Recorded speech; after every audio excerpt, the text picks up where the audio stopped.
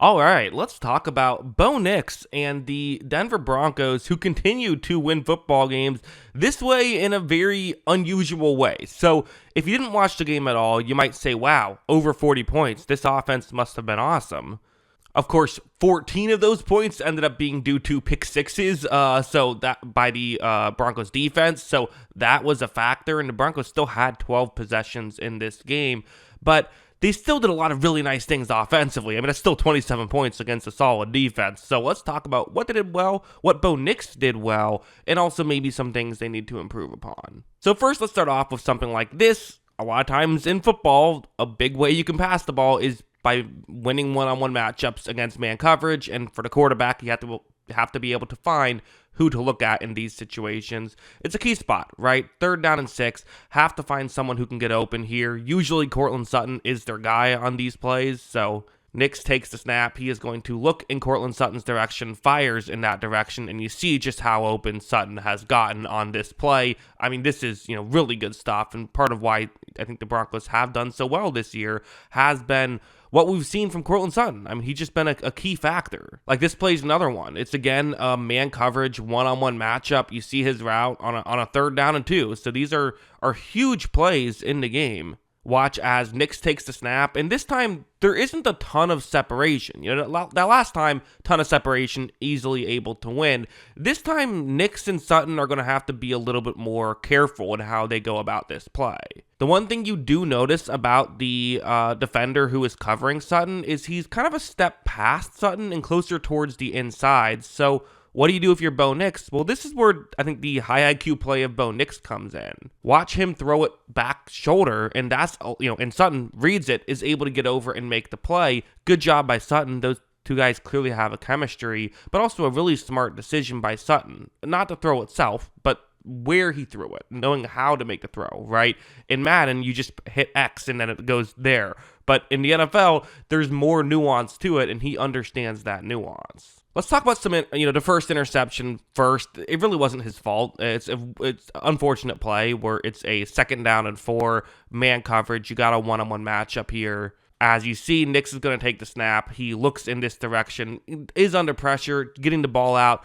It's really a good throw. I mean, it's one of those situations where either you make the catch and get the 1st down, or it's short and it's incomplete. You have a 3rd down and 4, unless something weird happens. And as you see, something weird happens. It gets batted up in the air and intercepted.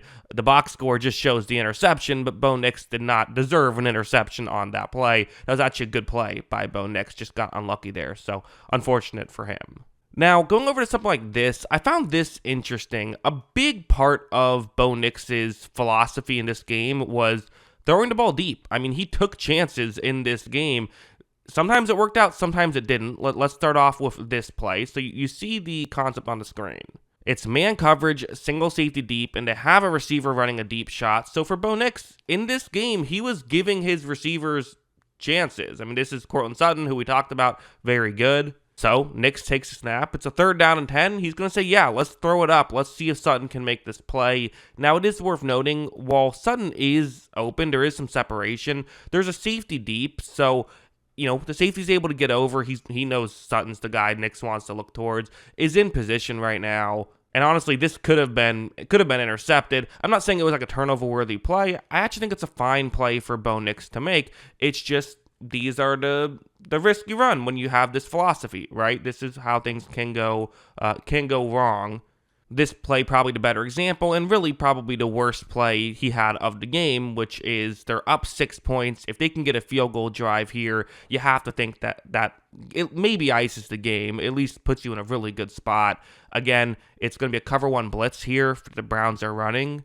Nix is going to take the snap. He looks down the field, and he's just going to, it's a complete jump ball, throwing one up. And again, I'm not really going to be that critical of the decision-making here. I know a lot of people will be, but he's throwing up a one-on-one jump ball 50 yards down the field. You kind of understand why, right? Like, hey, let's just trust my receiver can win here.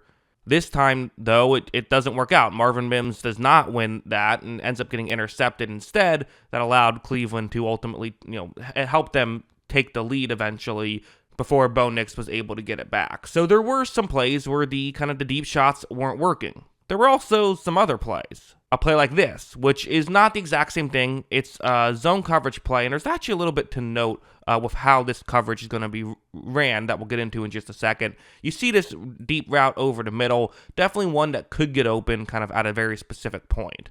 When this play begins, watch Denzel Ward. He is the corner, but he is going to essentially turn into a safety on this play. He's running deep. A safety who's currently lined up towards that side of the field is going to be running more over the middle. So because of that, there's a little bit of a window, and Bo Nix is firing this one. Again, he's taking the chance, right? On this play, for Denzel Ward, he's kind of in position. He honestly has a beat on this. He tries to make a play, but the throw just gets there faster. I mean, it's a great throw. Like, that, you could argue wasn't the best decision, but you know what? Making good throws makes you a better decision maker, right? Because if he didn't have the arm strength to get it there, then everyone says, what is Bo Nix thinking? But he did. He got it there. He timed it well, and they were able to get a touchdown on that play. It's really good stuff from Nix. I mean, it's an amazing throw. Nothing else really to describe it other than that. And yeah, going over here, because again, it wasn't all a perfect game. 27 points on 12 possessions is solid. I would say that's an actively good game. There were times, though, when things weren't working, but even when things weren't working, I really didn't put it on Nix at all. It was something like this, where it's a 3rd down and 2. Nix is going to take the snap. He looks in the direction where he has a receiver, and this is a totally fine route that can usually work against this coverage. Sure, let's throw it there. I think that's the correct call by him. And this time it just doesn't work out. So, it is what it is. But I thought that's what Nix was doing a good job of, was putting the ball in the right spot. He did take the chances in this game, and they mostly worked out. And even the ones that didn't ended up not costing them too badly. He was able to, hit Sutton when it mattered and make the right read a lot of the times. And that's how they were able to ultimately win a high-scoring game. Because we've seen them win games when the defense has dominated this season. Now, winning a game when the offense is able to kind of, the defense helped put up 14 points, right? But with the injuries the Broncos have in the secondary right now, offense able to kind of carry the load. And Bo Nix, really, what a rookie season he's having, right?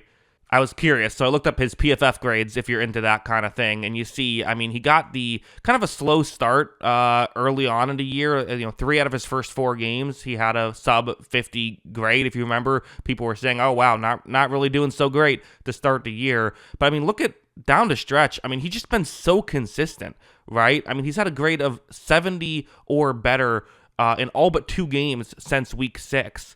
The only 2 games that he didn't have that were the Ravens. The Ravens are very good, I think, and then the Saints, who they still won that game. So as a whole, really good stuff here from Bo Nix. That's what I think. What do you think? Let me know in the comments below. Always love hearing from you, and of course, as always, thanks for watching.